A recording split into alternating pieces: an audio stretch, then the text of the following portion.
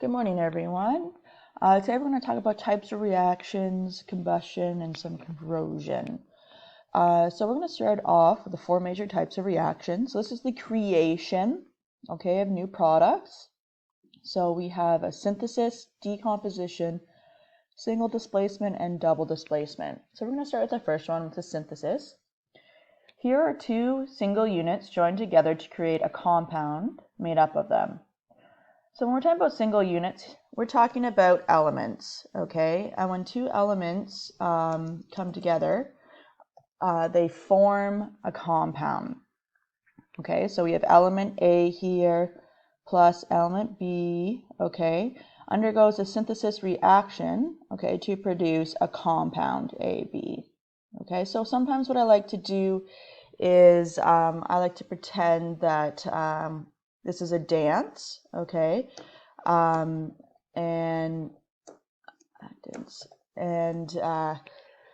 element A, okay, has asked element B to dance, and then they're dancing together, okay, once element B has said, yeah, I'll dance with you, okay.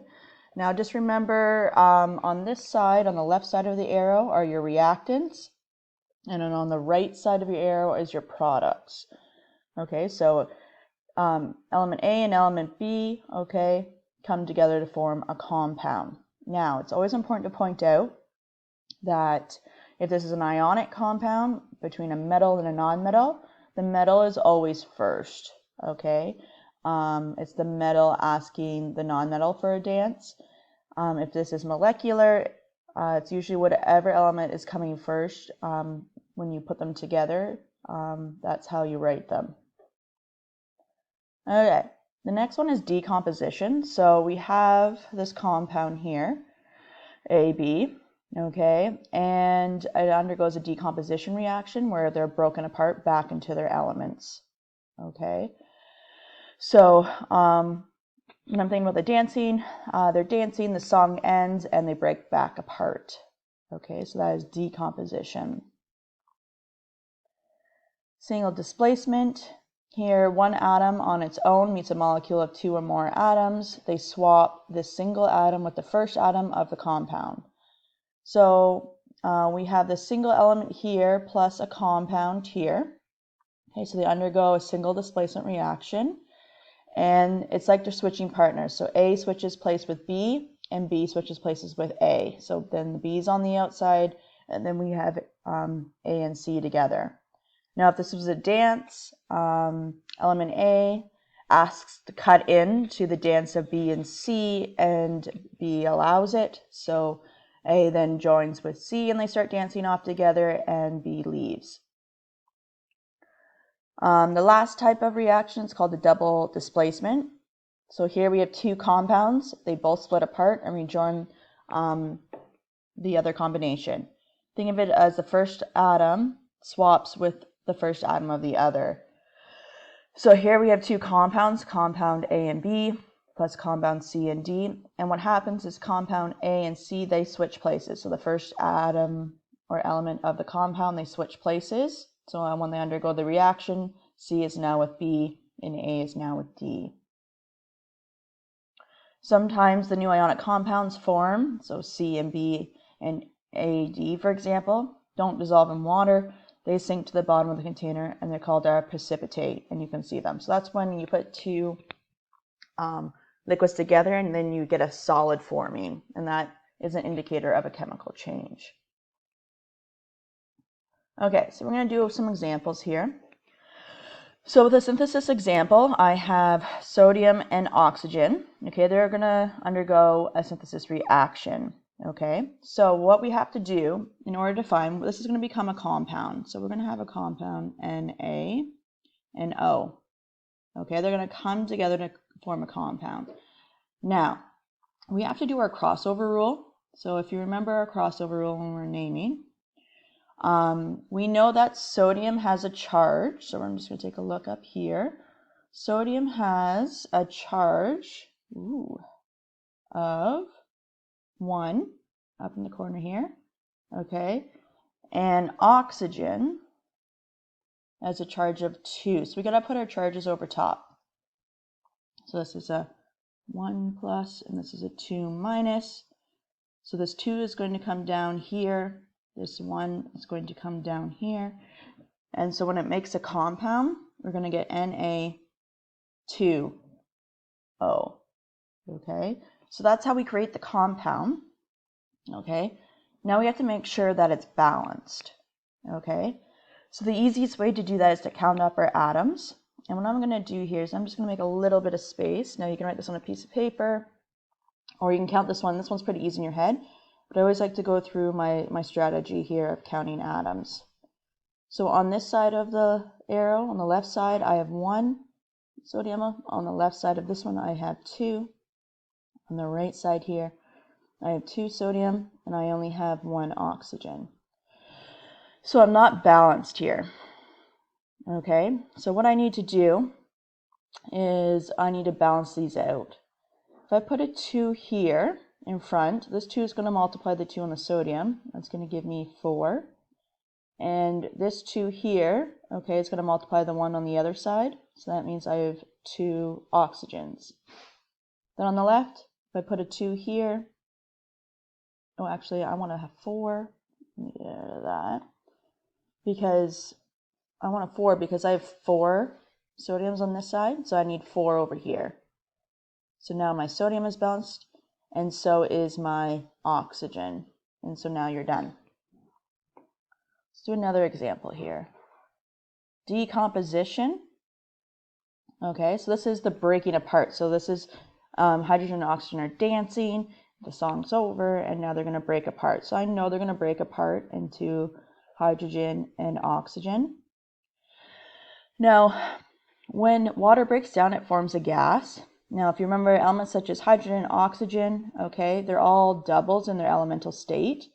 And you can always see that on your periodic table. So certain elements, when you break them apart, they're going to form this type of element where we're seeing this type of formula. They're diatomic molecules. So like hydrogen is H2, nitrogen is N2, oxygen is O2, and etc. So you can always do a quick look here. If they're not on here, then you just leave it as what the element is. Okay, so I know I have a 2 here and a 2 here. Now, we're not done. We just have to balance it. So I have oxygen and hydrogen. So I have 2 on this side, 1 on this side. I have 2 oxygens on the right, 2 on the right. So I need to make our oxygens even. So I need 2 oxygens. So I need to put a 2 there to get 2 oxygens. But now I have 4 hydrogens, which is pretty simple. If I look on the right side, I know if I put a 2 here, that means I have 4, and now I'm balanced.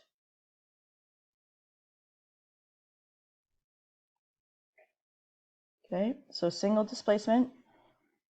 Okay, so now this is the one where we have one element, and it's gonna bump out this guy here who's dancing with oxygen. Okay, so he's gonna cut in, and carbon and magnesium are gonna switch spots.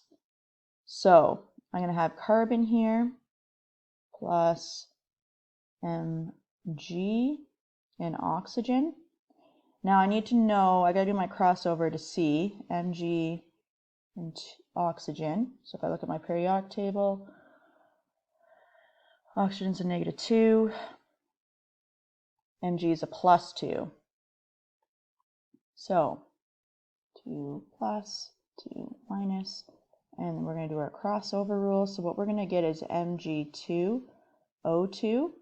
And since these are both the same number, 2 and 2, they reduce to 1. Okay, so really it comes out as MgO. So I'm going to leave this.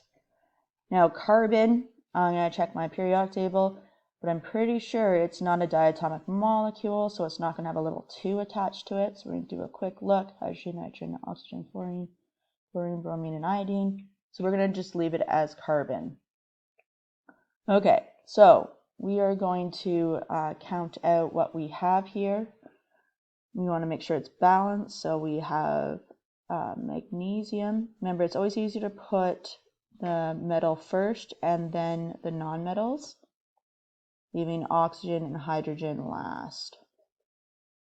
Okay, so I have 1 magnesium here, I have 1 carbon, 2 oxygen, I have 1 carbon, 1 magnesium, and 1 oxygen. So my magnesium and carbon are good, but my oxygen is not. I need 2 oxygen, so I have to put a 2 here. 2 times 1 gives me 2, but that also gives me 2 magnesium. So I just have to put a 2 on this side. And now I'm balanced. Okay, so if you can just copy that down. Okay, I'm going to go on to the next one, which is double displacement.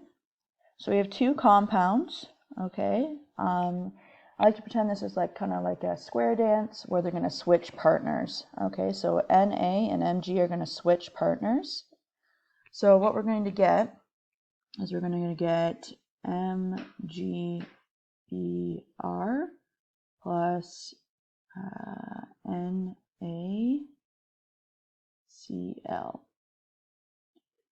Okay, so we have to do our crossover to be sure that that is correct. So Mg I know is already 2 from our previous question. Br is 1 minus. And so they are going to do the crossover. So the 2 is going to come by the Br and the 1 is going to be at the Mg. So I'm going to have a 2 here. NaCl.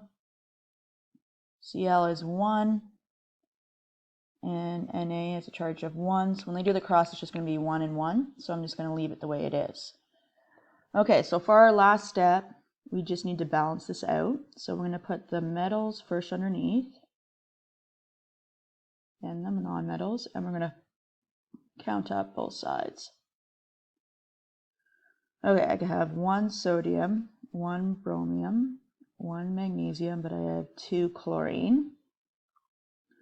I have 1 sodium, 1 magnesium, 2 bromine, and 1 chlorine. So my metals look good, Na and Mg look good, but my Br is off, and my Cl. So I'm going to start with my Br. I need to have 2 on this side. So if I put a 2 here, 2 times this 1 is going to give me 2. But 2 times Na, that's going to give me 2 as well. Okay, so I have to come back to the top here and deal with my metals. I need 2 Na on this side, on the right side. So I need to put a 2 here. 2 times 1, that gives me 2. Now my sodium is balanced, and 2 times the Cl is 2, and that kind of balanced it for me. So this is now balanced, and this is the balanced chemical equation. So that is it for this lesson. Now what I want you to do is the worksheet. So let me just bring up the worksheet for you.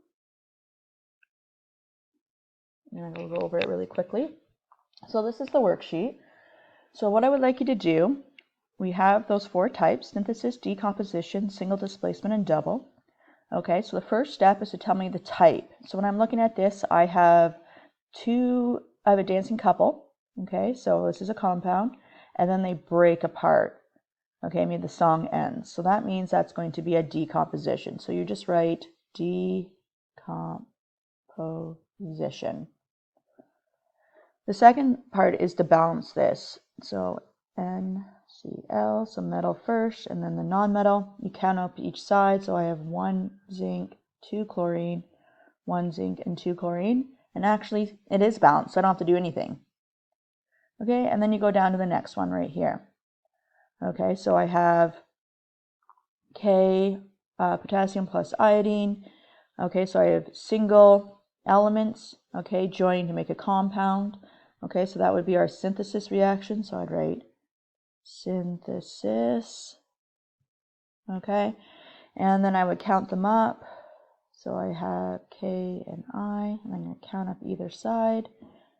I have 1K, 2I, I have 1K, and 1I on this side. So that means I'm not balanced. My iodines aren't balanced. I need 2 iodines on this side. So it's going to give me a 2. That's also going to give me 2 potassiums. Now my potassiums are off, but my iodines aren't, so I need to have